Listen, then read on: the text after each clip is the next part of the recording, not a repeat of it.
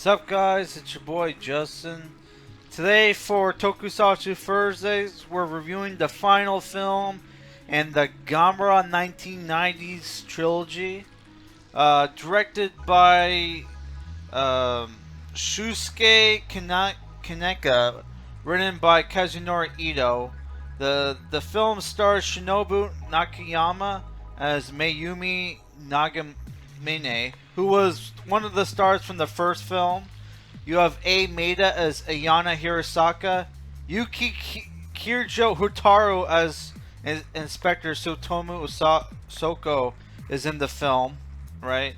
Ayako Fujitani as Asagi Kusanagi is also returning. She was in the last two movies. And you have Narito Yashima as Sakurai, right? So yeah, this movie came out in 1999, and it's funny. The movie is called Gamera Free: The Revenge of Iris, or Iris, as it's pronounced in the film.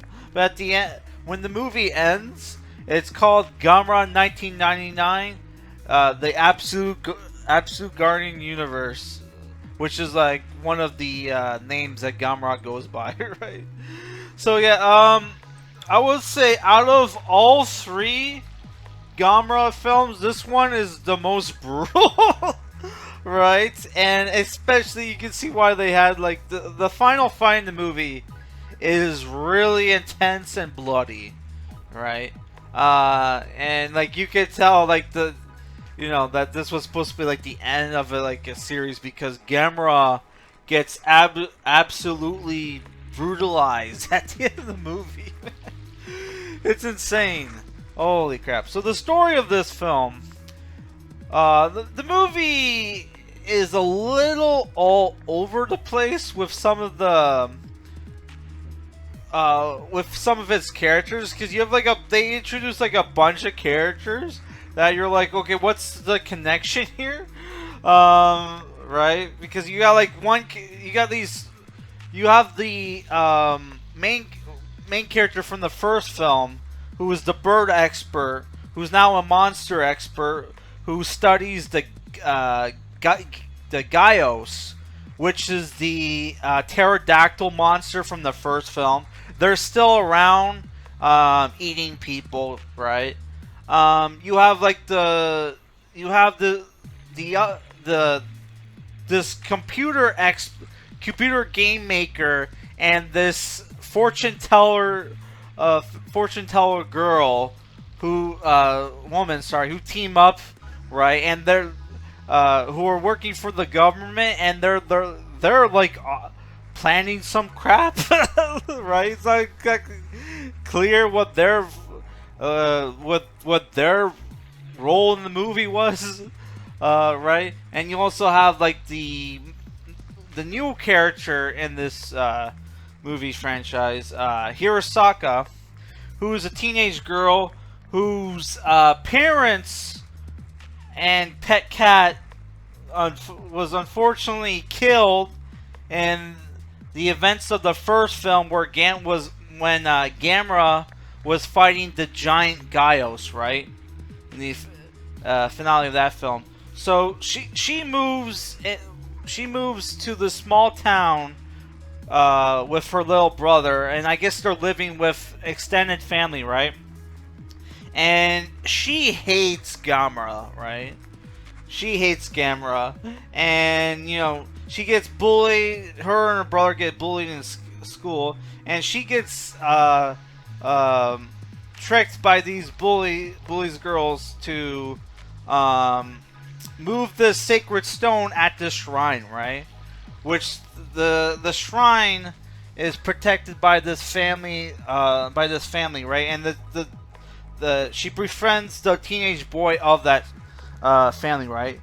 But yeah, she moves this sacred rock, and it gives birth to it moves this sacred rock and gives birth to this monster, this baby monster, right? That has kind of like a lizard head that comes out the shell, and there's like tentacles, right? And she becomes the monster's mother, and she names the monster Iris, and she plans on growing it up so she growing up.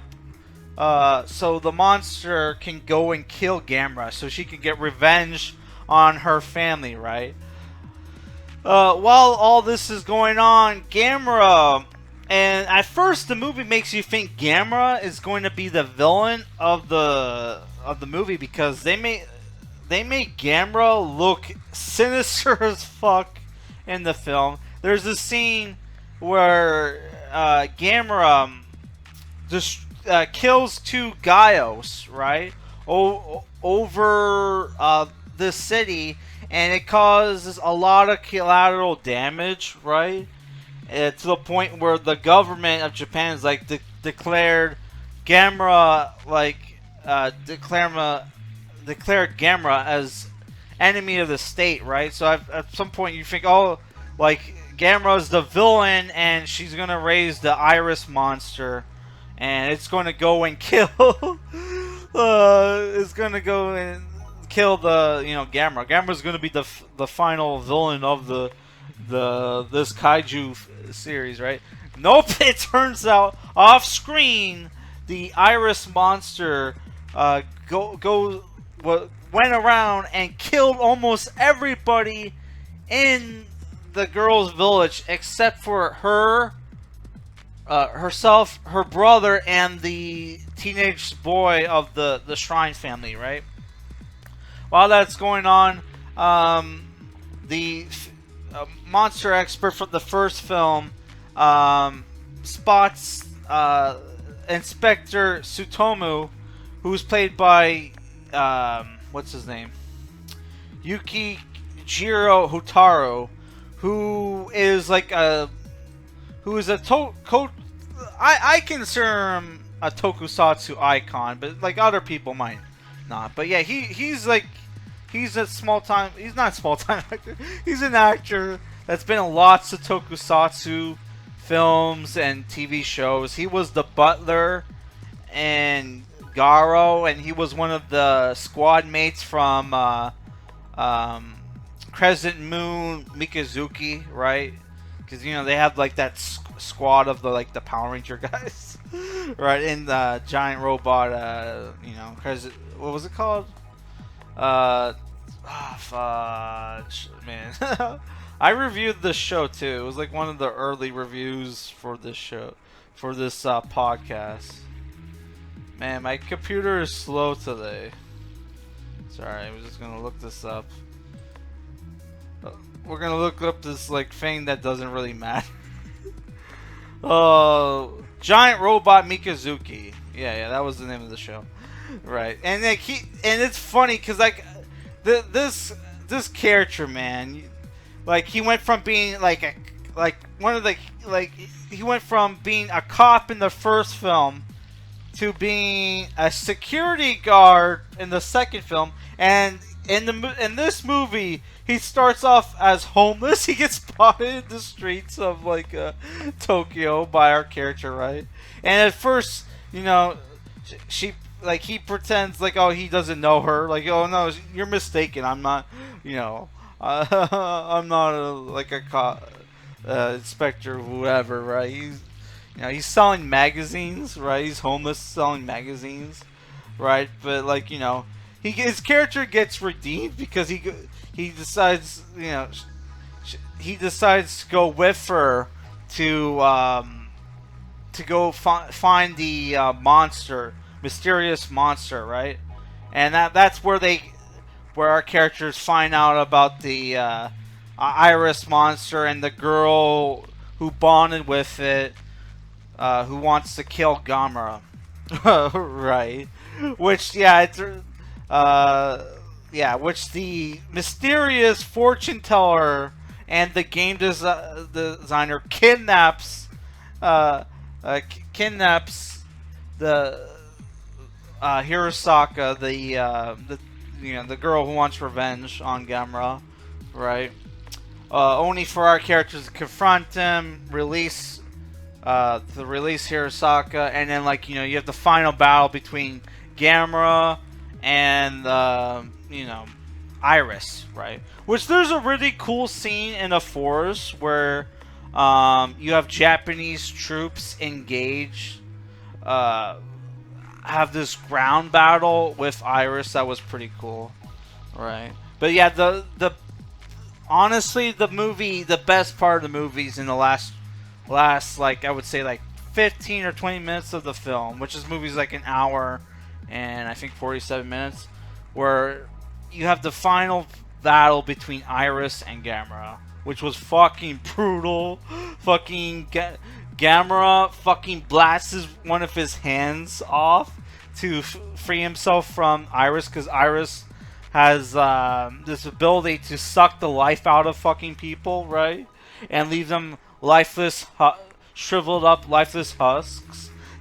Which reminded me of the fucking... If you ever seen the Toby